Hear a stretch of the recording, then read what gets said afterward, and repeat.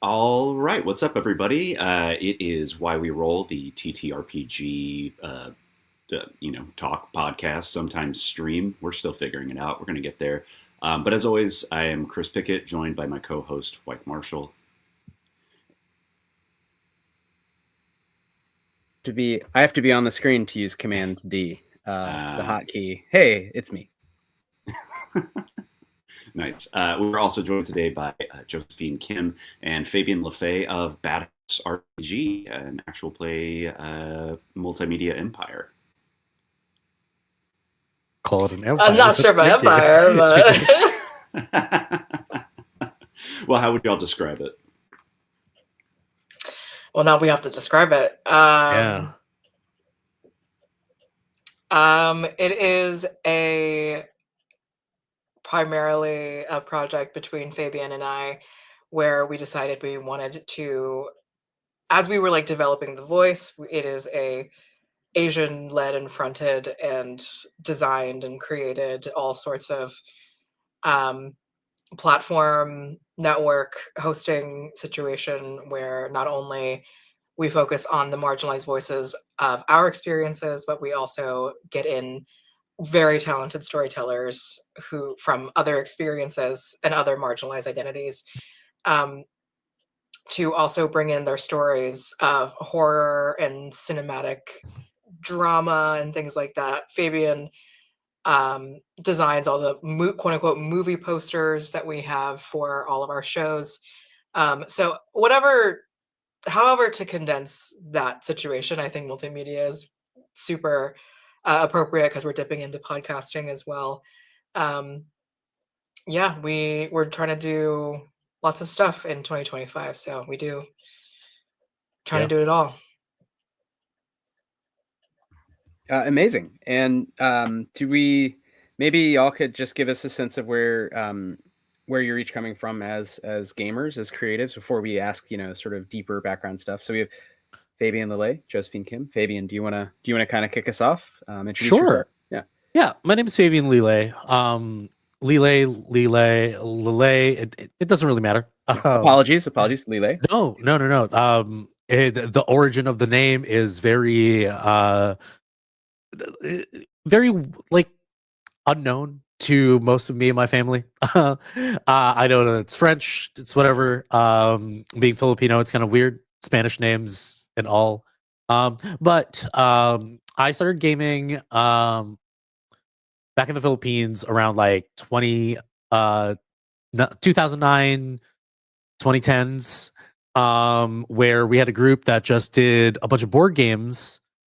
And from there, that's when I realized, like, oh, there are more games, like tabletop games, RPGs and stuff like that. So I got into D&D, like 4th edition, which I am in love with. Whoever says otherwise, you're wrong.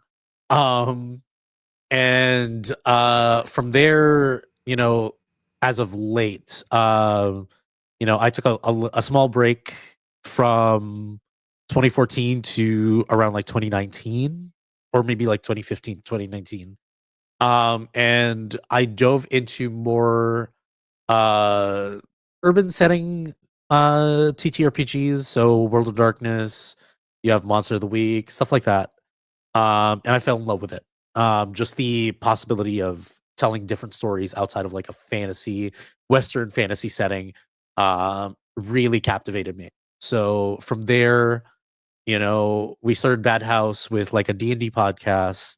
Well, I started my streaming career with a D&D podcast and moved to focusing more on like these urban settings like World of Darkness, Monster Hearts, Kids on Bikes, stuff like that. So from there, I just chose to tell stories about my experiences and experiences of people that share my culture. So yeah. Oh, that's super cool. Josephine, do you want to say a little about sort of your intro to gaming? My gamer background. Yeah, totally. I got into D&D 5e in 2016, but I had been doing like play-by-post forum stuff ever since, like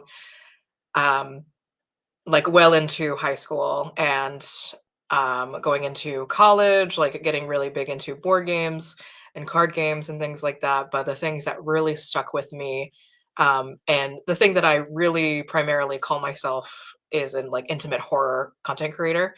A lot of my original TikToks, which are like currently privated now, but maybe they'll resurface, were about like pregnancy in TTRPGs, or how to tackle and handle menstruation, and relationships and like brothels and things like that. Things that really, I was really fascinated by these things that are so like personal to me, and personal to other people as well who experience these things. Um, and ever since I got my little hands on Bluebeard's Bride in 2022, I did not really let go. So that really dove me into this world of like wanting to continue to introduce historical and political content, um, into my work. And intimate horror specifically is the horror of the mundane relationships that we have in our day to day, and that is not specifically like our like significant others. That is like, these are intimate relationships with other people, as far as like our friends and family goes as well. So I've just always been fascinated by the relationship aspect, and like backgrounds and history and things like that. Um, yeah, and I started streaming in 2021, with, of course, D&D in a like a Peter Pan Neverland sort of setting, and then kind of diving off from there. I still dip my toes into fantasy, but with Bad House RPG, again, there's primarily this like urban fantasy thing that we are doing. Cool. Yeah, hell yeah. I mean, that is different from what you see a lot of actual plays doing. I mean, I think Wythe and I were talking the other day, like, we know some folks that do some like Western setting stuff, even though it's like a little bit apolitical. But yeah, I mean, you don't see a lot of the like kind of modern and, in your words, intimate horror making its way into that style of play. I don't know if you would call actual play a genre. It feels like a container. I feel it's like a medium. It's the medium. Yeah, medium. Yeah, There it's you more go. a Yeah, medium for sure. Marshall McLuhan for sure. Yeah, I like that.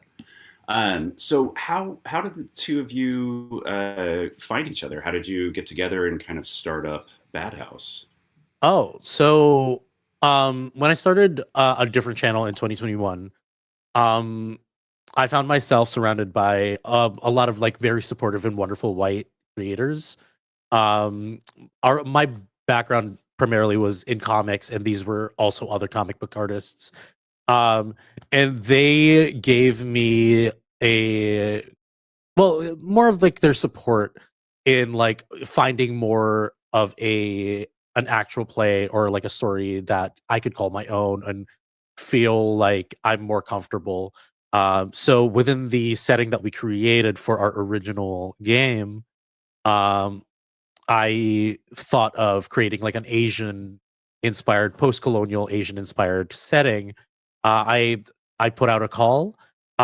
Josephine, actually, I was aware of already through TikTok, through their like insightful political and at the same time like TTRPG like thoughts as they would make videos, like makeup videos while talking about like these themes. And they were very insightful. And as soon as I saw them on the pretty much the application sheet, I was like, I want to play with them. So we were able to create this group of other people. We had Saf, who is a TTRPG apparel business owner. We have a comedian who was a friend of mine, Luke. We had Stella Luna, who is amazing what they do for the community. Then we had Toffee, who is also an actor based out of the West Coast, and then we had Joe. And basically creating that ecosystem of like us being able to play with an all Asian table. We kind of we went from there, and then after that whole Asian inspired fantasy game was done, Josephine approached me, And at the time, I was doing also a Vampire the Masquerade show set in New York, and they were like, I would love to do something in Itaewon, which Joe, you could definitely. I think you're best to talk about this. Yeah. Part. Yeah. So I think the really beginning imaginings of Bad House RPG started with Itaewon by Night, which is an all-Asian table of Vampire the Masquerade, and perhaps the first table was the first table that was all-Asian streaming, and it was an all Korean cast. We had one Korean cast member alongside me, Jen Mack or Youngles, and then we had Hamna Shahid, a Pakistani streamer. We had Nala Wu, Southern Chinese, and we had Fabian. So we also had a Filipino. We had just like a broad range of Asian identities, because the whole point about Itaewon specifically is that it is homo central. Like it's like the gay neighborhood of Seoul, but it's as well as the international district. It is Korea works in like neighborhoods and districts, like in roads and streets. Obviously, like lots of places do, but like the specific naming convention of Itaewon is like kind of specific. So although the dealings, mishandlings of business and so on happened all throughout Seoul, Itaewon is like the primary place of like party life and drama and chaos that housed Itaewon by Night. And I was like, I really want a Korean story. I have not been getting the like K-drama kind of AP stuff that I want out of this space. And what we were really able to do at the same time is that Jen Mack's background involved a lot of like the Korean military and the American military. And there was a specific instance in Gwangju in Korea in the 80s where a dictatorship was attempting to make its way through, and it was very much happening actively, and we're seeing a lot of that potential dictatorship attempt to happen in 2024, like as we speak.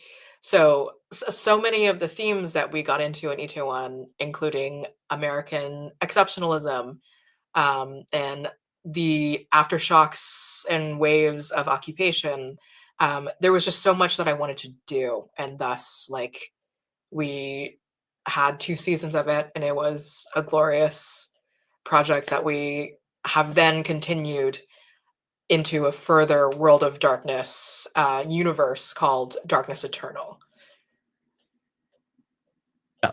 And I think one of the biggest things, just like Josephine said, we really want to reflect things, because so many things in media reflect our political standings and political climates. And the thing is, what America's experiencing right now is something that has happened over and over in other countries, whether it is based on what America's done to that country or has brought to that country.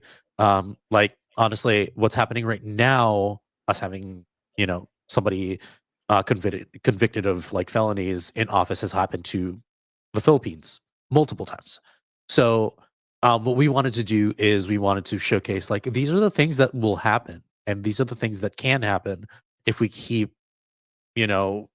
being blind to certain things that are in front of us at the moment. So, we approach storytelling with Bad House with intentionality and purpose, so that people not only get entertained, but also learn something about themselves and the world around them. I love that so much. It's reminding me a lot of, there's a book called A Billion Black Anthropocenes or None by Catherine Yusuf, which she makes a similar argument to what you said, Faye, which is that like, we in the West, we're now talking about the Anthropocene as this kind of like end of history, end of time situation where we've destroyed the planet. There have already been a billion Anthropocenes. It's just that we are now experiencing them in our geographic location. So yeah, I love centering that in the story and being like, look, it's already happened. It can happen again. It can happen here and now. Yeah, and that's why we started a company, was to have at least one that we knew of RPG company that was explicitly trying to connect, politics and games. So there is an element of escapism and fun, and I think for listeners of AP, that's fun. But I think there's a way in which these stories can play such a deeper role. And you already brought up so much. I have like a million questions, in terms of all the things like Josephine you were saying about like just basic issues around like, I don't know, having a uterus or whatever, right? Yeah. And then you get into like you're talking about specific moments in Korea's history as essentially sort of neo-colony of the United States. I was just listening to season 3 of Blowback, which is about the Korean War, and it's I mean, it's just like any one of these slices of time you could actually tell some really amazing stories, and maybe even some, I don't know, thought could go into like I guess my question that I'm leading toward is like, what kinds of stories do you end up telling? Not to, maybe you want to worry about spoilers. I don't know. That's up to you. But like, I'm curious to hear how dark or how kind of recuperative or healing, or like, did you get to places where people were able to share ways to sort of, lay in the cut and sort of survive through the tragedy a little, or through the violence of politics. Like, I think there's a lot there that's generative. And to Fabian, what you're saying, I think would speak to more and more people in the United States. For better, for worse, like they're going to be thinking these things maybe for the first time. So it's interesting to hear how you've already explored that in your shows. Yeah. I have something, Fabian, did you have something? I do, but like, please go ahead and go first. The main thing with E2 on My Night, for example, is that we wanted to showcase that vampirism, as we know it, Western vampirism, the big bad metaphor was that it is colonization, it is occupation. Vampirism came from Japan and America into South Korea. Like the whole reason that the kind of reason that I wanted to put focus on that is because South Korea has like no vampire folk stories, or like, in Japan there's like Kyuketsuki, whatever, and then America there we have vampires. But in South Korea there are undead things, but like for the most part, vampires, like the concept of like sucking blood and like the like whole romanticization other like thereafter is not really something that exists really in Korea. And if I even wanted to find more information about vampires that have really existed in South Korea, a lot of that has been specifically destroyed and taken over by the Japanese during the multiple generations that they have attempted to annex and assimilate Korea inside of them, right? The stories that I want to tell are just that, like it when you can make a wide sweeping sort of thing of like vampirism as colonization, it is the only reason that South Korea has vampires, and thus South Korean vampires and Ichiwan who, benefit from vampirism, for example, then leads to this whole other thing of the capitalism in South Korea and the chaebol system, which is like the really, really rich families that like only kind of like cannibalize other corporations and like feed it back into like the family. And the big bad of season 1 is like basically the head of one of these families who basically just like put all chaos out there in order for her to like kind of take it all back for herself, sort of concept. Classic, little old lady who would know. And on top of, we have colonialism and capitalism, also the like very confusing power dynamics and like the confusing power dynamics that being a vampire and being dead or alive can provide, like this sense of loyalty that being undead kind of unearths out of you. Like Fabian and Hamda's character had a whole conflict in between both seasons of like, do you love me or is it the bite? Like, that the way that turned into like a whole like sense of like character turmoil for the two of them for like the entire both seasons was just so wonderful for me. But like loyalty at the same time, like stories like these, like it's just all so wonderful for me in particular. Yeah, and for me, it's pretty similar. A lot of the stories that I tell is stories about people overcoming adversity through um, colonization or oppression.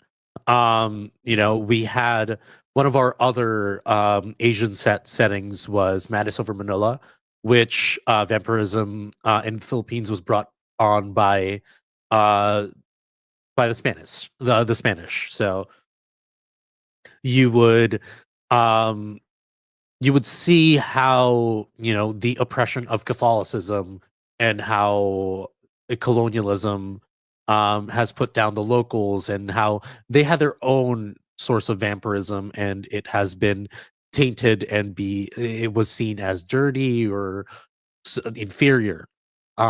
So having characters triumph over that was something important to me.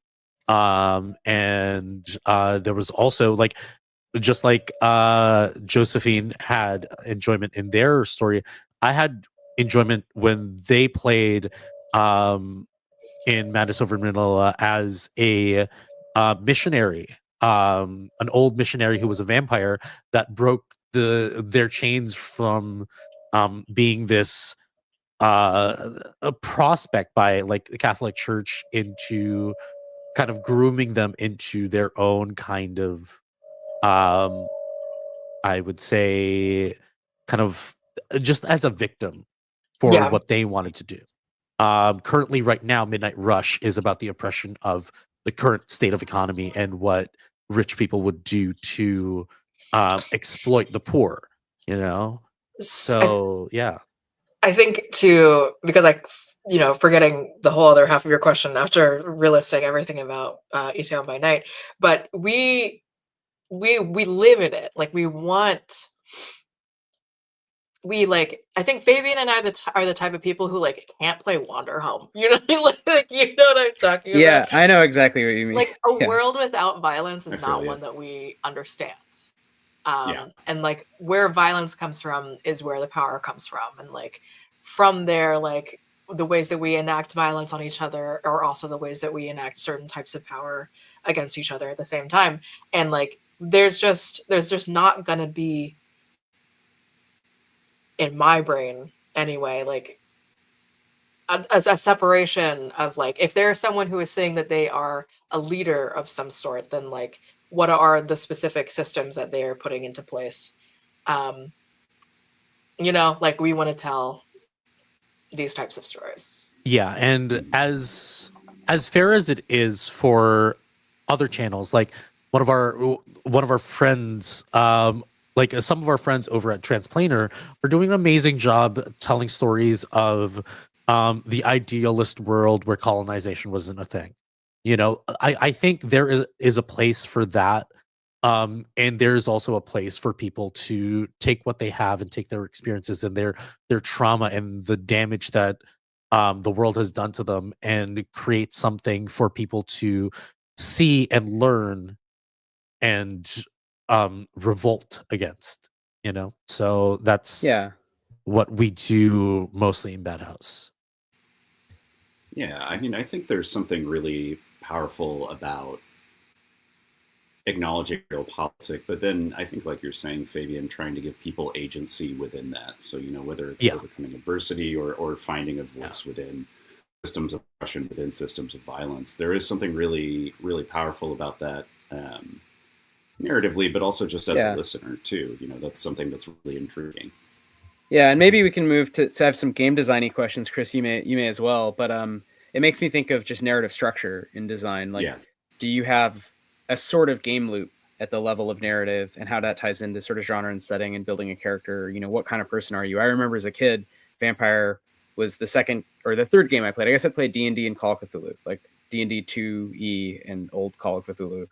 And then I discovered the World of Darkness and got really into it for a number of reasons. I thought the mechanics were better, but I also really genuinely liked that they emphasized you're not just fighting stuff. Like you might have conflicts with other players. And I mean, again, it's like a 12 or 13-year-old. And D&D, it was not played that way by my GM, my older brother, who's 6 years older. He played it more as about exploration, but just the books were very much about fighting stuff. So it seemed very obvious that, okay, this whole genre is just sort of video games, but not as cool looking. But then, you know, Vampire opened me up to that world. And I wonder about the narrative structures that you're getting into and talking about. Because I was just thinking about like other tales that find some way to think about processes of colonization, because they're not like, it's not like a one-off thing. It's like a long-term, it's a forever thing. And it's like Fanon talks about, like it sort of changes both sides. I was just thinking the goofiest example from the summer was we went to the Asian Film Festival at Lincoln Center and watched a movie called Operation Undead, which is like the big Thai blockbuster zombie movie of the year. And it was really weird because it's really not much of a horror movie. It's more philosophical, but it's based on a real thing, which is the Japanese came to Thailand and basically told the king and the generals, you know, we're going to invade unless you let us just go pass through. And so they did, and they were sort of complicit. So it's a movie about being complicit. And in the movie, just to what you're saying, they brought zombies as a weapon of war, and accidentally one gets out, infects a bunch of Thai soldiers. It's told from their perspective. So they're the good guys. They're also zombies. And in a weird way, it stops being about fighting and starts being about, it's almost like funny in the way Shaun of the Dead, they're kind of hanging out in caves in the woods. And they're like, whoa. And it's kind of a movie about like community making in a new form of life. And I think that's, it touches on some of those ideas about like, as a vampire, the different social bonds you form and the different ways you break those bonds or reform them. But I like that you're tying it to these major real world things that would affect, you know, humans, vampires, whatever, you know, insert whatever sort of fantasy in the broad sense of like, not real supernatural trope. So that's not really a question, but I guess my question is about narrative structure and just systems. Like, how do you think about, so I take it you're working with World of Darkness. I think, Fabian, if I'm recalling correctly, correct me if I'm wrong, from our conversation, you know, you've made some adaptations, maybe both of you or your whole team. So I'm just personally curious to hear sort of how the big books and the game itself affects your version of AP and storytelling. And Chris, I don't know if you have anything to add to that before we let, obviously, our guests kind of wild out. No, I don't think, I think I have a piggyback off of that, but we'll get to it later. Yeah. I think, so in terms of like the books and like game systems, the way that we think of is it's funny because like we think of the concept of the show first. What do we want to do? And then later on, once we figure that out, we figure out what system it's going to be good at. So like, well, we do a lot of World of Darkness, but at the same time, we do other systems as well. We did, I believe, Alyssa, who is a GM that we had over at Bad House, wanted to do a very pointed commentary on housing crisis and, you know, like how, you know, the place that you live in isn't just a privilege, it is a right. So they dove into Spire and they were able to use that system. But as for like World of Darkness, the way that we change it is, the thing is, World of Darkness has been created years ago through the lens of like Westerners only knowing Western forms of vampirism.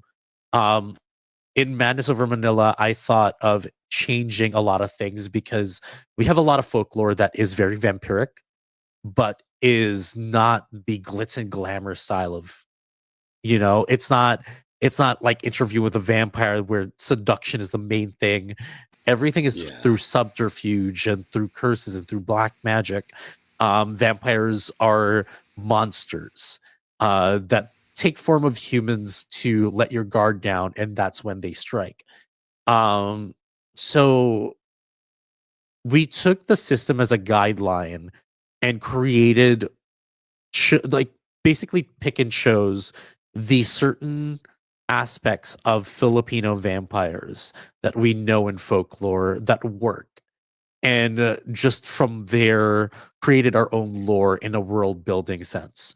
So I feel like, to your question, we use a lot of strong framework with the books that we use, but at the very end of the day, we do the rule of cool and see what works thematically, what's cooler, and what kind of gets our point across the best way possible. Yeah. Like for Midnight Rush, everybody started with as civilians, no hunter abilities. Like this is a Hunter the Reckoning game where I severely nerfed them, but had safety nets in place to make sure that they get through the story to upon when they skip time and they can be like established actual hunters, that it feels more natural. So yeah, that's giving what a sense of backstory at the same time. Pretty much, yeah. Yeah, I love that. I'm curious. Have all to? I mean, I'm assuming Fabian. I'm assuming you've GM'd some. Joe, you've GM'd some. I'm not exactly sure the structure of how it works, but I'm curious too. Within the World of Darkness games, have you had moments where you've needed to be like, oh, mechanically this has to change because it doesn't work narratively for what we're doing, and maybe that's like some of the safety nets you're speaking to. But I'm kind of curious how you set that up. Not so much like safety nets in terms of like mechanics and like us dying through the game or anything like that, but like one thing in particular is that we changed how Thin Bloods and Caitiff are perceived. Not necessarily so much how they work, but Fabian, in terms of game design, had created like a really fantastic, amazing, like new formula recipes for some of the Thin Blood formulas to cater to like more Asian, like related folklore and like just stuff, culturally too. Culturally, just as an example, like vampires can't eat, they can't digest food. It has to like there are the advantages that like help them eat the food, but then it has to be expelled. Fabian made a Thin Blood formula that allows vampires to be able to digest the food and taste the food. Because any vampire that's Asian was going to miss the food the most. Well, that and at the same time, the best way to meet people, especially in South Korea, is through eating and drinking. And if you're gonna lure prey to your place, to another place, it is through that social interaction. Most drinking, you're eating at the same time in Korea. Yeah. But with the Thin Blood and Caitiff thing, we were worried about blood quantum conversations. Like we didn't even want to touch really like how much whatever is your generation. And we decided that it really just depended on like how you wanted to go about playing, but we would put the two together, this concept of clanless vampires, the concept of like not being part of like the original 13 by any means, not being something understood, not being something whatever. As in Korea, Thin Bloods and Caitiffs are specifically categorized as orphans. Like these, and that's very like severe Asian like translation stuff. That's really funny to us. It's just like, of course, they would just be called orphans. Like these are, the quote unquote children that didn't come from the greater lines, that sort of thing. And that we didn't want it to be like, oh, if you were a fledgling vampire and you tried to sire, they would end up a Thin Blood. We just wanted it to be that like anyone could sire you and you could end up a Caitiff or Thin Blood for whatever reason. Yeah, more like a mutation of sort, kind of like cancer of sorts. It just happens, right? Yeah, and the idea of blood being it's like trying to get away from that idea that there's pure or particularly good or whatever blood, and instead, allow characters to kind of have this range of they can have association or familiarity, but it's not like pureness would be good or better, or even maybe there's even a degree to which it's not real, just like a lot of the problem with people's like colloquial understanding of like the science of human difference is often they think that these things are like very reified genetically in a way that they're just not. They're like, you can't find it. like the Mexican government famously spent all this money trying to find the genes for mestizaje, but it's like it makes no sense because you're talking about 100 different indigenous peoples and a lot of people from all over the world brought by the Spanish who now live together and are a people, but there are people due to language, culture, food, all these things. So it's interesting to think how that plays out in a game about like literally you're a vampire and you turn other people to vampire, so it's like a metaphor, but I could see how that would lead to some real weird conversations if you real quick. So instead of that, we just decided in South Korea there's a lot of cults, a lot of religious cults as well. So one of the things that carries over as a theme that really like makes Thin Bloods and Caitiffs very important, like these orphans, is that there isn't a belief that they are going to cause the end of the world, or that they are going to cause the end of all vampire life, because no one understands where they come from, and it's very similar to like what you're saying about like certain governments trying to understand things that just happen, or like are just so widespread at this point that like what is the point, like why not just try and work your way into understanding them. And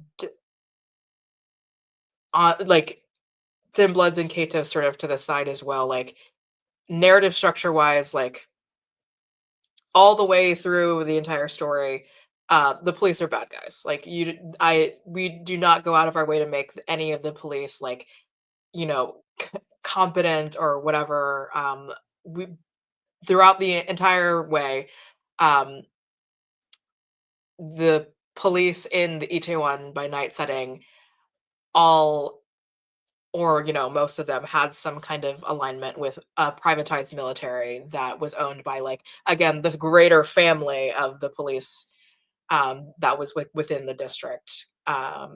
So just kind of again aligning our morals even within the story. We talk about undocumented immigrants and things like that in Jen's story with her character Wendy, and Wendy in particular being when Wendy's a just like Jen, I believe Wendy is a like half white American and half Korean character who went through like orphanage systems and like adoption systems, as well as kicking ass in like trafficking circles and rings like that.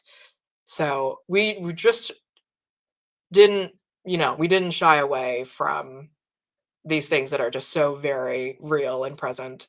The first episode, we make a joke about North Korea. So, just, There's also, we try to create a lot of our lore is definitely heavily based on like cultural stories from our backgrounds that would only make sense. For instance, in Madness Over Manila, caitiffs were not only just things that just happen, but a lot of the older caitiffs are evidence that how the original 13 in Vampire the Masquerade believed that Cain was the progenitor of vampirism, or Lilith, depending on like what sect they fall under or believe in. We had a different progenitor, which is Mayari, which is the goddess of the moon, who gave each supernatural creature their own abilities of what they want to do. So all these caitiffs believe that they are children of Mayari and that they are there to be the antithesis of like creatures of light, of creatures that thrive in good. And it's not that they are evil, it is just that they need to feed, and whether they use it in a benevolent way, that's up to them.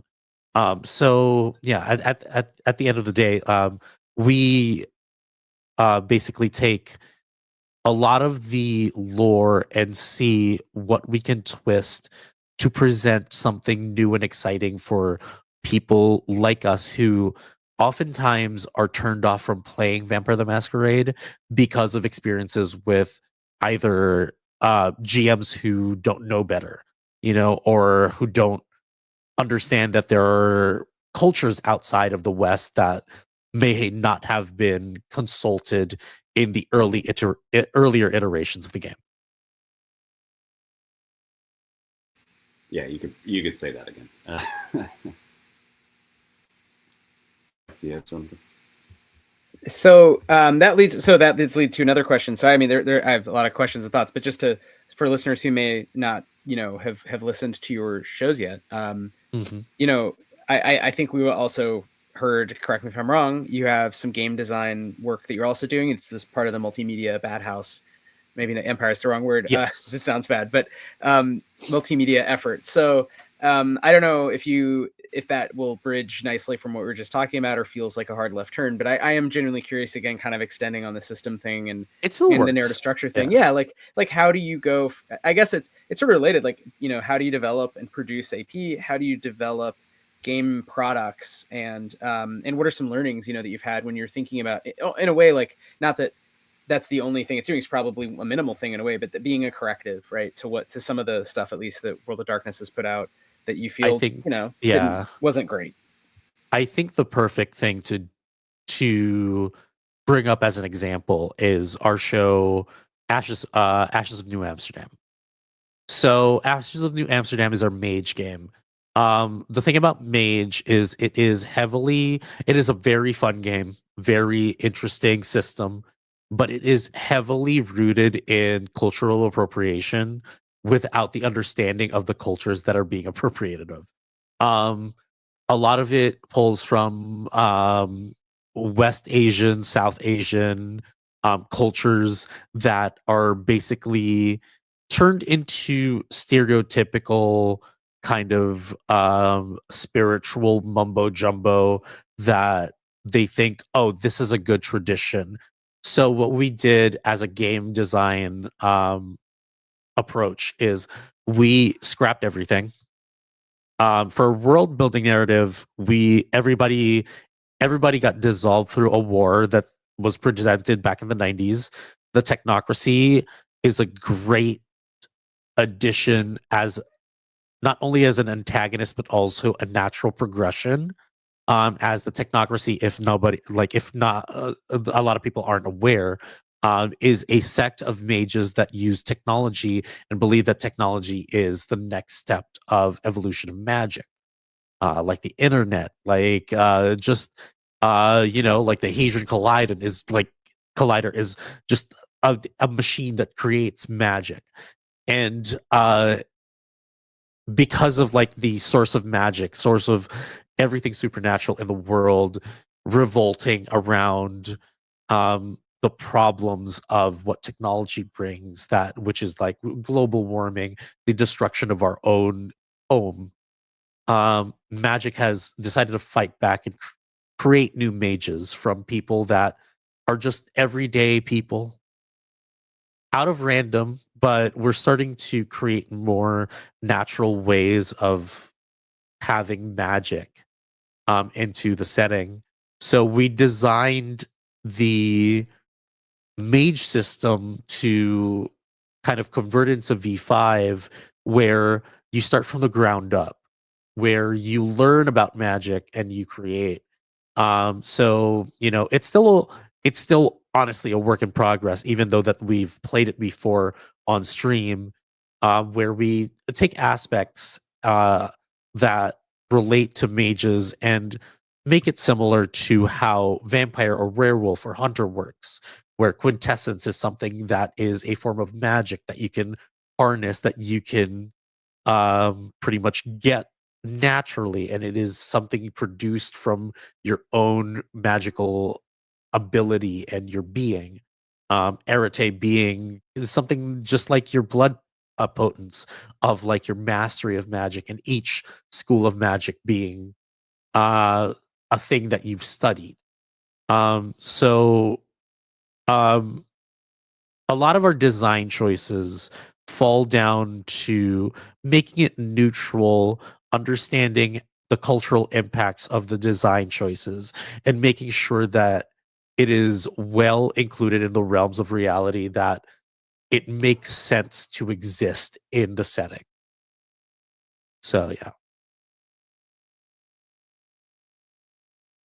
Nice. So it sounds like a lot of it. So it feels like you keep going back to kind of almost like lore first, and like this almost mission on the kinds of story you're telling, and letting that sort of determine a lot of the mechanical pieces. But it also sounds like you're working fairly within the sort of apocalypse system. I don't even know what it's called now. I should know this, but the world. I think it's the storyteller system. Storytellers. That's it. Storyteller. I knew that. Storyteller. That sounds good. That's a nice name. Remember when it was all about like the end of the world or so? I don't know. Yeah, they've gone through so many editions. It's like it's changed on and off. But it sounds like you're working mostly there. Although it does sound like you're familiar with tons of other systems. So I don't know how much of that is like, continuity for listeners of your actual play, so they know that sort of they know a little bit of what they're going to get in advance, or it's a more familiar system. Yeah. I mean, there's part of it where the little sprinklings of mentions of like the 13 clans in Itaewon by Night is, it's like that the little reelings of the thing that people get from Vampire the Masquerade. Like what they are not going to get are the like specific Korean factions that were like built into Itaewon by Night based around the interests of the players, as well as just like, the things that I was cooking in my head. But again, like you're saying, like lore first and then kind of building mechanics where they need to be is again this intentionality of it all. We even going into like, again, Fabian and Hamna's characters having this conversation of like, is it love or is it the bite? The wording in the particular move or discipline action that it is the verbiage is very much about like addiction to a person, and some of us have certain relationships to addiction, but not into the effect that like it would come to like not in the way that like matters to our story, so like why bring it up, and like if we wanted to bring it up, like it should have been a whole other conversation that then should have happened. Like if it's not going to be an addiction story, like why in the middle of everything is there just addiction? So yeah, just like intentionality, putting the pieces that need to be put in, like not worrying about certain mechanics if they're really not even going to show up. And it doesn't help like in season 1 a lot of us, I think Fabian was the one who had been like regularly playing Vampire the Masquerade V5 at the time, and then the rest of us were still very much like holding on to like the multiple documents that I made. But yeah, like just shout out to Fabian, primary designer. I should really put focus on it and say yeah, we're hoping to do some more mage stuff too, and it's going to be very exciting. Hopefully some changeling stuff too, but that's like a whole other thing because it's from 2E. And another thing that we also did, like going back to Itaewon, was designing the new Thin Blood formulas, because again, like everything needs to be cultural, but also at the same time we want to make people who are big fans of like older editions familiar with what these things do. And like there is an interesting way of going about it through looking through time and like the memories of the blood and kind of creating what is potential. So we created for True Bruja like fans, we created a formula for Temporis, something that a lot of Dark Ages fans would probably be interested in, which is basically stopping time, and we do lore first, but also at the same time we want to see what would be fun, what would be interesting, what would narratively make sense for the character to create, and then we move forward from that. Yeah. Well, it's interesting too that you would bring up like fancy older editions of World of Darkness as well. Like that feels like a kind of constant negotiation that we have to have within TTRPGs in general. But I imagine in play, because you want to have these landmarks, these kind of like things that people can grasp onto, while also having the corrective, while also telling you stories with it at the same time. Not a question, just a. Because I feel like actual plays in general, the biggest issue is that there are people out there that really see editions as our edition is better than yours, instead of hey, what is better, like what did you improve upon and why do you like this one? And instead of it being a conversation, it becomes us versus them, and it kind of breaks the idea of community. And you know, I feel like based on our experiences being people of color, we already understand how the experiences of the white audiences have. We just want people to see our perspective. Obviously, you know, we're not going to force people. Like, if you don't like it, hey, don't like it. But you know, it's in front of you now. And if you find it interesting and you want to learn more, then please join us, sit down, watch what we're creating, and, you know, feel free to ask us, what do we think about this and this? And why do we think it's so important for us to have these things? Yeah, and I think that's like a good AP in general, and you're getting it really good AP where it has this added, like, you know, philosophical, like real talk dimension. But I think in general, good storytelling, you don't want to be rules lawyering every role as a listener. Like if you're thinking about would they really have gotten 2 successes there? So, you know, like I think to cast Tempestio, they would need 3 or whatever. And it's like, that means you're not really paying attention to like the story and caring about the characters and what they're up to. So I think it sounds like you're caring about bigger social things and then also trying to do the good job of storytelling. And so exactly what edition and how you've tweaked it. Like I imagine some of the tweaks are interesting and those you do want to highlight and talk about, but a lot of this stuff is just in the background of like, yeah, if it works, we kept it or whatever. You may not have told the listener all of the things. Maybe you publish separate articles. I mean, I don't know, you could tell us. But this gets a little at another question that I had, which is just really advice. We mostly focus on game design, among other indie writers and, you know, publishers. But, you know, we like AP, listen to it a little. And so I think, you know, it'd be interesting just to ask, like you touched on some, it sounds like best practices, but maybe there's others or other ways you want to formulate it. You know, if people are making shows where they're using RPGs to tell collective stories, you know, what are some things that come to your head, or what are some learnings, you know, any way you want to take that question, anything fun you want to say? I think like my quick answer to that, short answer, there's always a game out there for your story other than D&D. Yeah, I was gonna say that was like the 100. Yes. The first thing is you don't need to reach for D&D.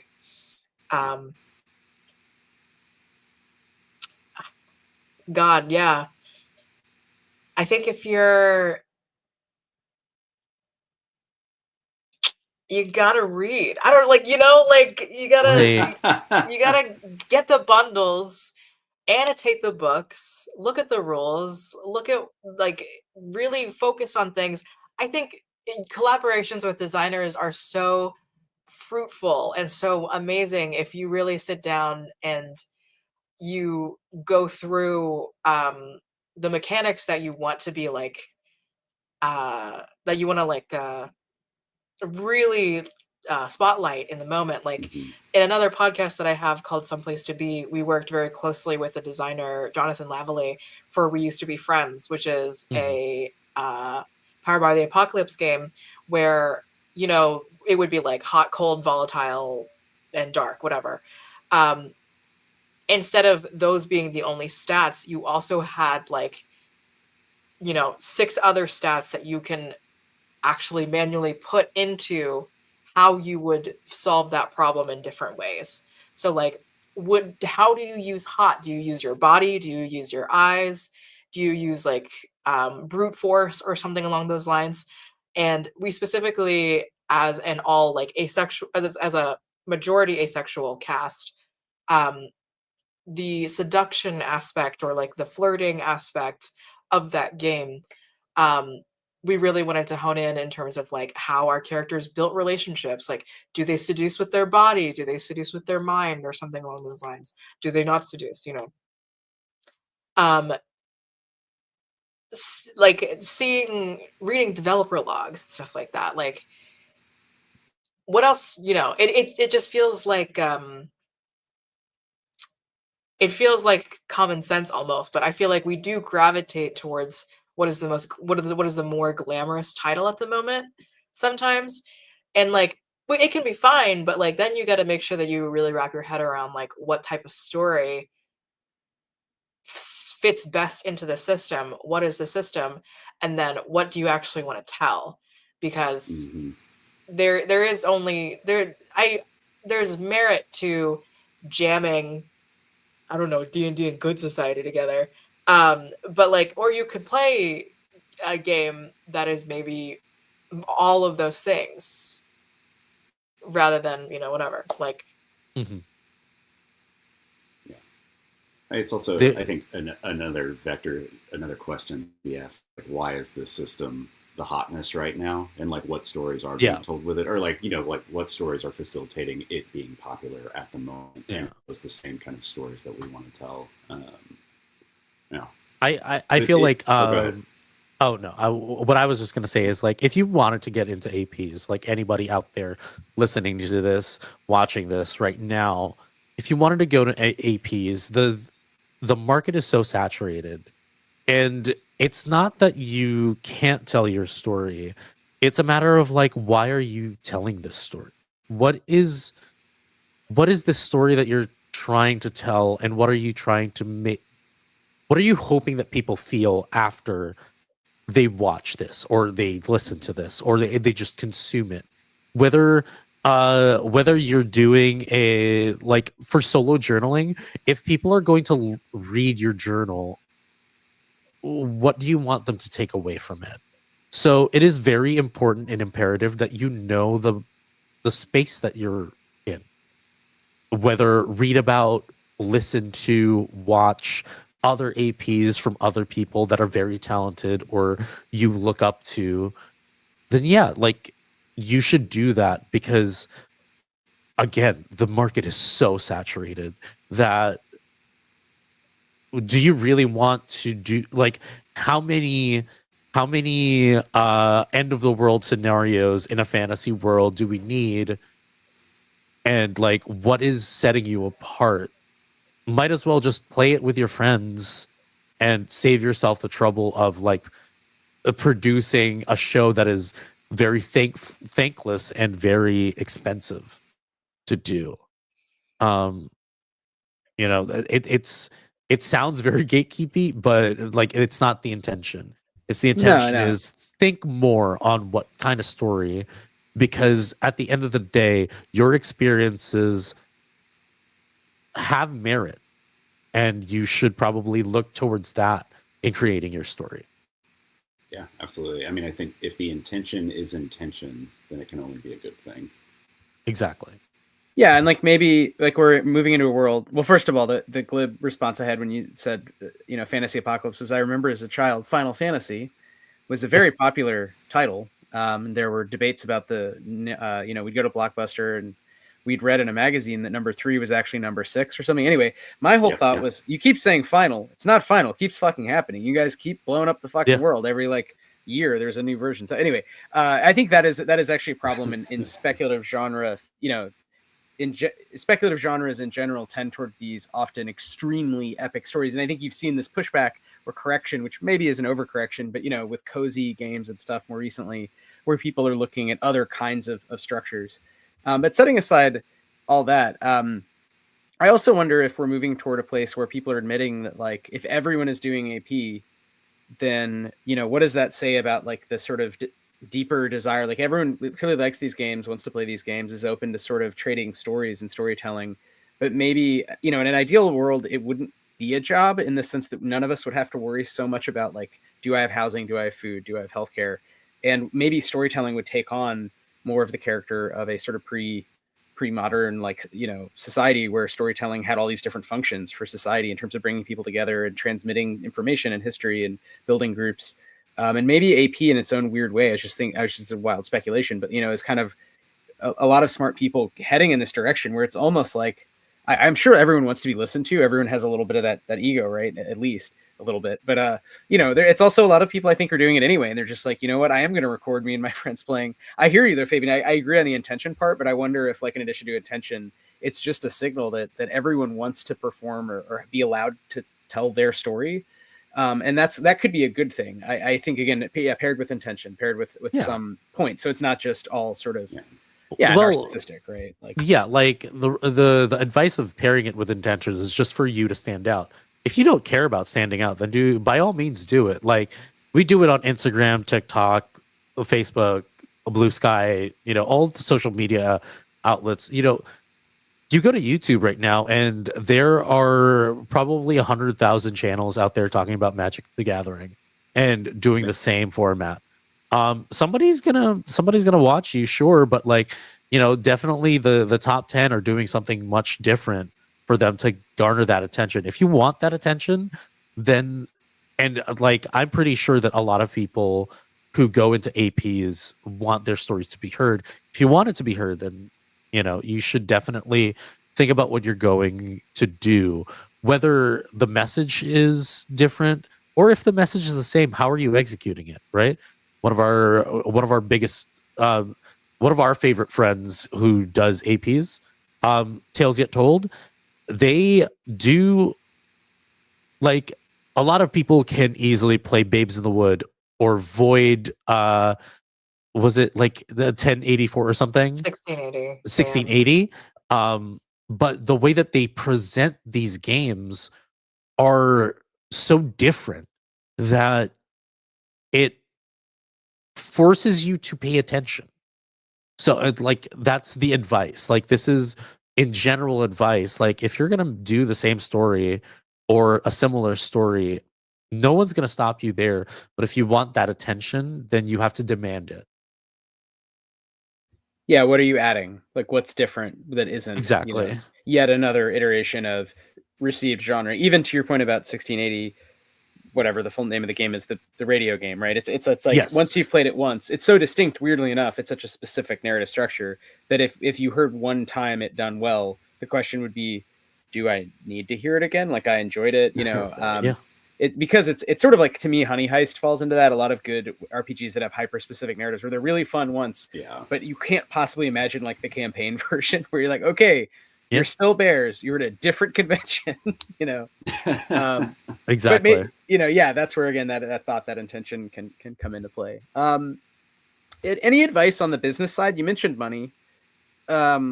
Not to pry, but how does it work? What is your goal, or any way you want to take that? Again, we're supporters, and we will not pry any further than you want. But any advice or sort of, how did you come together as a collective, or anything that you can sort of share about the landscape there? I don't know.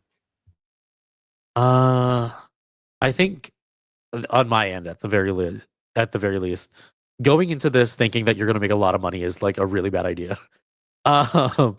This is something this is a community, an industry fueled by passion and sheer determination. Money is going to come when it comes, but again, going back to intentionality and being different, if you want that attention, you have to show that you're worth it. Because unfortunately, with everything that's happening right now, even companies are having a hard time shelling out money so they can sponsor shows, and for you to be able to fall under these channels that are even considered, you have to do something different.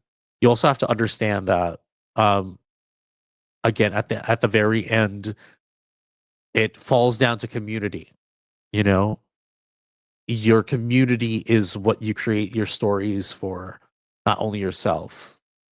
It might not be a lot, but the community will support something if they have faith in it. So, and I mean, Fabian, the two of us, we can talk about what specifically our roles are and like what we do Exactly. Yeah. as well. So really quick, did you want to talk about what you do kind of behind the scenes and all the otherwise? Yeah. So what I do behind the scenes is depending on what show it is, or who's running the show, I create all the visuals for the show, from the overlays, from the promotional materials, from the character art, from the just from the very minute detail of whatever you see. Most of the time, I worked on it. Um, that also includes things that you don't see, which is proposals. So when it comes to proposals, making sure that the things are pretty and very inviting to read and exciting to read. This is important when it comes to going into APs, because you want to pitch something to a company. You have to build a pitch docket. Make sure that they know what the show is going to look like, or at least what the vibe is. So I set the mood. And Joe, you want to talk about what you do? So I'm majorly, one of the like usual things that I'm credited for is safety coordinator, as well as like all the other production roles that I do. So very specifically, I create all of the like templates, as far as if we get a GM that has a pitch, like creating the like document that they have to fill out for that. Whenever a GM has applications or like wants an open casting call, I provide that template, create all of those things. I collect the information that then needs to go to Fabian in like a nice organized little pile, to become these pitch decks. We go back and forth between like emailing responsibilities. Fabian very thankfully has been the one in contact with our major sponsors. So we've worked alongside like Hero Forge, I think the most, and that connect, thankfully. And this kind of has to do with an access thing, as well as that Fabian and I are fortunate enough to go to conventions as well. And at conventions, you can meet people for the first time that are just like online faces, and then talk a little bit more, exchange business cards, very businessy stuff.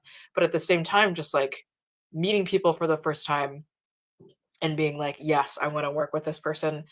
They have a fantastic work ethic. They have a fantastic, I don't know, like work-life balance vibe that makes me want to be their friend outside of everything. Like,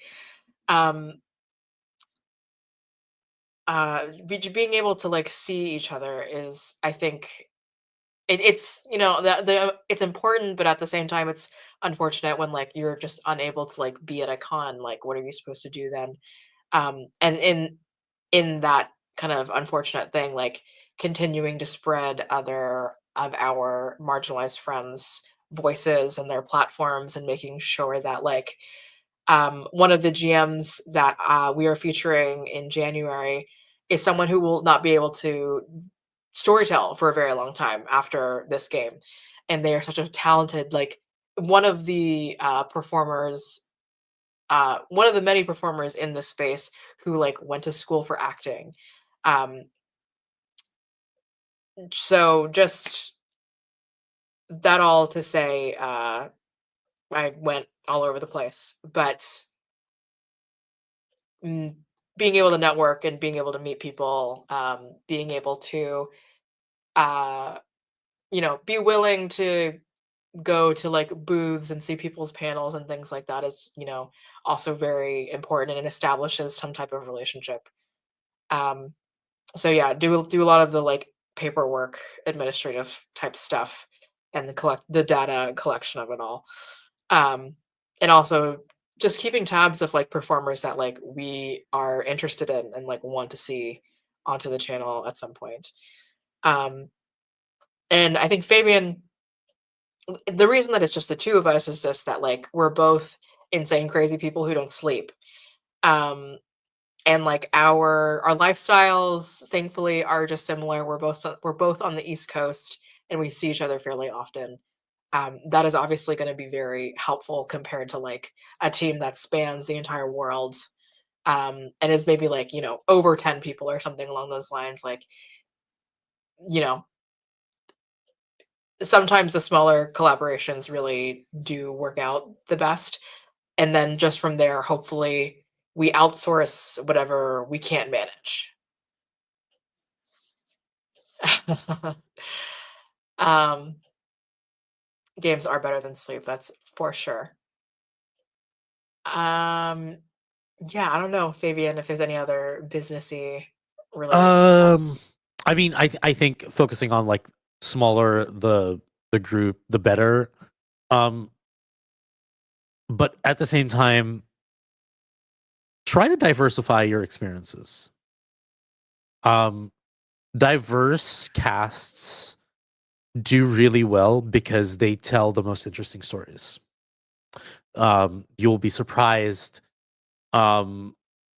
Somebody with a different background do a very surprisingly shocking thing that you never expected as a GM, and it drives the story towards something that you don't expect, but is just insanely good. Like, it's the same thing if you do an open casting call. It's like similar to like the film world or like whatever. Like Tabletop Tempest, our friends over there, specifically did a casting call out for people who are children of immigrants, or like, or have experience, with being like immigrants to some level or whatever. And the entire cast for each 3 of the games that are going to be featured on the Tabletop Tempest are all people who have experience with immigration, are first or second immigrants, or like undocumented, or have experience with that or something along those lines. Like, it's so, right now our friend Kendo from Tales Yet Told is doing a project where sometimes it's just like a casual ask of like, who's from the Midwest, like, that sort of thing can really, like what Fabian you were talking about, like it can really diversify / just create like this camaraderie of like experiences that like can be actually very interesting, and like continue the depth of like intentionality with storytelling. Yeah, I was gonna say it kind of follows the same, like it's still the same intentionality all the way down the line, even as far on as when you are putting out a casting call and even putting out feelers for what you're looking for. It makes a lot of sense. Yeah, and that works at every level of the game industry, like with design as well. I mean, it would, beyond casting, it's like just thinking about like the team you want to work with. There is that almost like you're bringing up like a kind of tension between all the cool people you could possibly work with and like what works with your lifestyle is like one axis. And then there's also just that like diversity or intentionality even versus just who do I know? And I say that as someone who fell into like, oh, I'm like working with people I know because they're cool and my friends, but like that isn't intentional, really. It's like It's a little different the more intentional you get about the sorts of roles and who's really looking for the same sort of work cycle and like really producing art. I mean, at the end of the day, forgetting business, it's like who has that same vision of art. And the more you can articulate that, and that actually takes practice, I think. I wonder if y'all would agree to be able to articulate your vision. Like I was thinking the pitch decks you were saying, Fabian, like how do you describe the vibe for a creative project you haven't shown yet? So some of us have day jobs where that we've been able to practice doing that, or have been writing kind of, forever DM material for a long time. Yeah.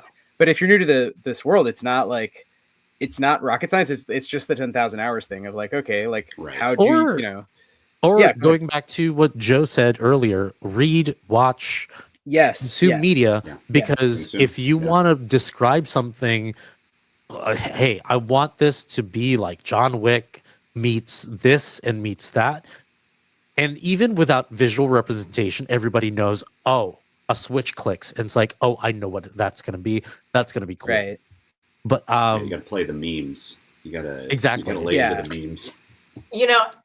But also it's like, it's that thing that where obviously nothing is a new idea, but also then to like be careful and be, don't just play out the entirety of the movie that you want the show to be like. there's like a joke, like a running sort of thing of like, this should be an audio drama or a book or something along those lines. Like that's very much when storytelling goes awry and it's just like entirely on rails the entire time, or like, whatever. Thinking about the medium, like, does this need to be an AP is also something that we have to think about. Like, what makes this a game? Like, what makes this, a whatever. Yeah. Yeah. And I'd love, I mean, maybe that's something we could talk in the future. Maybe we'll have to have y'all back on. Also talk about sort of adventure writing, quote unquote, because I think as game designers, Chris and I have talked about that. We had a good chat with like, we were talking like Luke Gearing specifically about sci-fi stuff and some of the work we've done. It's like, how much do you tell which readers what material, how do you sort of scaffold and how, no one at this day and age that I know of wants the thing to be completely on rails, but also there is this expectation depending on the kind of product you're selling. And I wonder if it's the same with the kind of AP you're doing. How formal is it? Businessy? Is it just, we don't really everything's on rails. Yeah, everything's on rails. how on rails is it? And how much can you disrupt that, or do you have to work to disrupt that? So maybe that is a little of a question. Do you find yourselves having to say, like, okay, this is all going like almost too well to hit the point we came up with 3 months ago when we started, but like, you want that liveliness of chaos of improv. And I imagine there's some relationship management, maybe there's some personalities that like want to take the story in a direction. They won't do what you want them to do. I don't know if like players everywhere. I don't know if you have any fun stories or no, because I mean I'm sure they're all lovely people and your friends, but anything where you've had to like work on that and figure out how to come back to the story. Or I mean the reason why I said like everything is on rails is because like most of the things are on rails for Bad House. Not because we want to control the story and the flow. It's more so we want to control how much time we take in each episode. But also specifically, they're on rails based on what the players also want to do. Like exactly. We're asking everyone like this is like a big performance that we're doing, and we want to showcase mechanics and things along the way, but also what do you want to do? The players give us the tracks and we just lay it down basically as the rails. Oh, I love that. Yeah, that's great. Yeah. I mean, I think when you're in like go ahead. Oh, I just was going to say, I do want to go back real quick at advices APs. What last form of advice that I would say is you're going to make mistakes. You're going to do something really bad. And everybody does. And it's like from PAX weekend, one of our panelists said something really beautiful that I really think that everybody should learn. John, I am not sure what channel they're on right now, but they said we don't really need a safe space in APs. What we need is a space where it holds people accountable. So when you make a mistake, just be accountable for it. You're bound to make them, and it's fine. You're not an evil person for making this mistake, especially if it's not intentional. It's fine. But yes, please continue. Well, I forgot what I was going to say. It was not a beautiful, thoughtful comment like that. But I am sorry. No, you're I want to be mindful of our time as well. Yeah. Coming up on about an hour 20 right now. Wythe, do you have any other pressing questions, concerns? Yeah. I mean, I have sort of a second to last question, and I think my last question in mind, I think you usually take. But my second to last question that I had in mind was just, what are you working on? What can people expect? So new projects, anything you either want to plug, announce, or stuff you're currently working on. And I am also curious, in terms of game design, just in general, in the future, if you're going to, in terms of the multimedia aspect, basically where you're putting your time in terms of AP versus kind of writing modules or working with designers. But yeah, again, however you want to take it, just what's new in 2025. We're almost at a new year. Oh my God. So you want to talk about Slumber? Yeah, so for Slumber, it is our first liminal horror story that we're doing with our friend Oleander Tripp, or Stray Nerd Boy. This is our first very deadly game. So we have asked our cast of characters to create backup characters. The primary character and the backup character have some link to each other by whatever means, but we we're leaning into, again, like the horror story, the very dramatic movie, and leaning into the theme of nightmares in the horrifying foggy city where everyone has fallen asleep and you have to then navigate their nightmares as well as your nightmares physically manifest. We can expect that, unless anything happens, in January 15th. There's not a formal premiere or like promo post out quite yet, but we're very excited to feature that very soon. I have like personal stuff that I can get into, but Fabian, if you want to get into more Bad House specific stuff first. Okay. Yeah. So currently, Bad House is doing 2 shows right now. One is our Cobalt Creates story. Unfortunately, because of like the holidays and scheduling, it has been staggered. But normally we do it on Thursdays. We should have a new episode out. 3rd episode out is coming this Thursday, I believe. And it is using Tales of the Valiant, which is Cobalt Press's I guess reaction to the one D&D thing a few last year. It's a wonderful story in a Asian post-colonial country, very political drama. We utilize Castles and Crowns, which is their recently kickstarted product. A very interesting way to do a very House of Dragons, Game of Thrones style game. If you're interested, you can always check out Kobold Press for more of their content. Interesting game, wonderful if you're a big fan of 5e and you're not sure how you feel about 2020 D&D 2024. It is a really good alternative. They reworked a bunch of the classes, so you might want to check out their subclasses. And if you're still on 5e, you could probably port over some of the rules that they have. Wonderful rule system. They have a stellar team of designers over there. And one of our biggest projects is Midnight Rush. Like I mentioned earlier, it is a Hunter of the Reckoning game set in Darkness Eternal about 4 gig economy workers who are thrust into the world of hunters and now vampires and the other things that bump in the night in New York City. And you can check that out. Right now, we are on our season break. We will be returning back sometime in early 2025. We have 2 episodes that are in the chamber. We want to get 2 more before we start releasing again, but we should be back early next year. And as for something that we are designing for Bad House, we are designing a cyberpunk game that should be coming out, or you should be hearing about next year, which will be co-designed by Tales Yet Told showrunner Kendo Smith.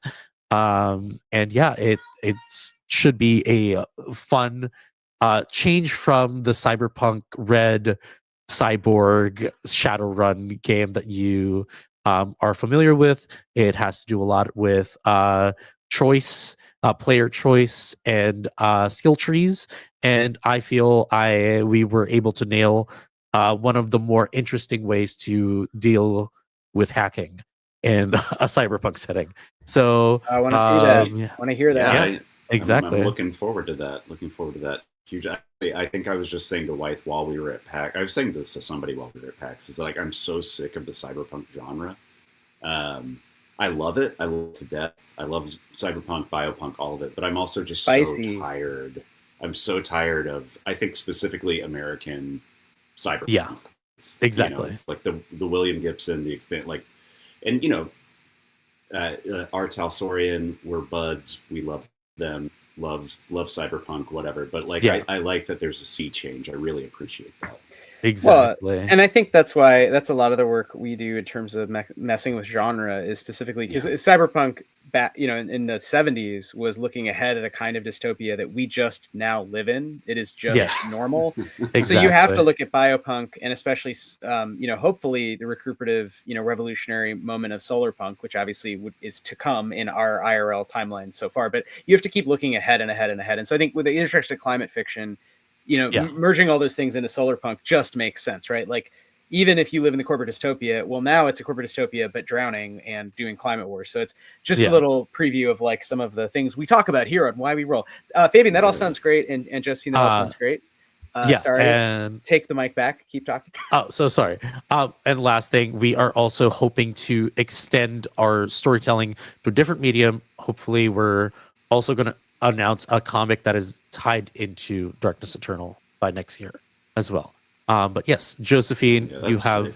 Other projects outside of Bad House as well that are wonderful.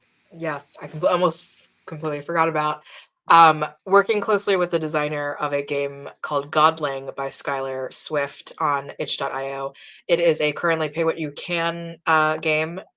Obviously, always recommend throwing a little bit of whatever you're able to. Godling is a story about, as a TTRPG 2-player, where you play a godling, a baby god, whatever that may mean in terms of monstrous or man, as well as the caretaker to this godling. So I am going to be creating at some point in 2025 a sort of series of one-shot games where me and like another performer are going to play the godling or the caretaker. And the first episode ideally is going to be with the designer, where we can also just talk about like the things that came into it. Again, like it's funny to say it and it has not happened yet, but this is like the thing, harkening back to all of my intimate horror sort of things, is the intimate horror of like the relationship between a child who is ever growing and is becoming the religious pinnacle of a civilization, as well as just being a mortal caretaker to this thing as you grow older and less able. So the sort of family horror that comes alongside this type of dynamic inherently, and like what do you do and how genre hoppy we get out of it is going to be something that is going to be very fun. So definitely recommend, again, Godling by Skylar Swift. It's going to be cool. Wild. Yeah. Yeah, I've not heard of that one. I'll have to check it out. That's very fun. Well, Wythe, do you have any other last questions, or do you want me to ask the last question? I have so many, but we're on 'tis the hour, so why don't we move ahead, and we'll have to, perhaps if they would rejoin us, have Joe and Fabian back in the future and talk about some new news. But let's close it out. Love to have y'all back on at some point. But for the time being, where can people find both of you individually? Where can people find Bad House and all of the amazing projects that you are working on? So you can find us over at Blue Sky if you want our announcements. Bad House RPG, Blue Sky Social, and if you want to check out our VODs, best way to do that is through YouTube. So youtube.com/@badhouserpg. Make sure that you subscribe. Subscriptions really help YouTube channels with monetization. Help us get Google's money. But yeah, you can find us there, and normally on Twitch at twitch.tv/badhouserpg, where we go live. So if you check us out on Blue Sky, you can check our schedule out after the holidays. And where can they find you, Fabian? You can find me at Rockets and Pens, both on Blue Sky and every single other platform out there. Mostly on Blue Sky right now. It's a wonderful platform that is very interesting. Interesting community. So you can check me out over there. And I have been Josephine. I'm at Scary Dog Friend on my own personal projects and other things. I know. I'm also on Blue Sky, Twitter, YouTube, Twitch. Whatever else you find me on, I'm probably not on it. But yeah, you can catch me doing some fun stuff. Also with my podcast called Monster Fuckers Anonymous, which is currently also on a seasonal break. But we do some charity streams every now and then, and we play video games, and it's fun. Oh, that sounds fun. Oh, yeah. All good names. Very good names. I know. Yeah, great titles. My God. Well, thank you both so much for joining us tonight. It's been an absolute pleasure. And this has been Why We Roll from the Stillfleet Studio. And thank you for listening. Have a good night. Bye. Yeah.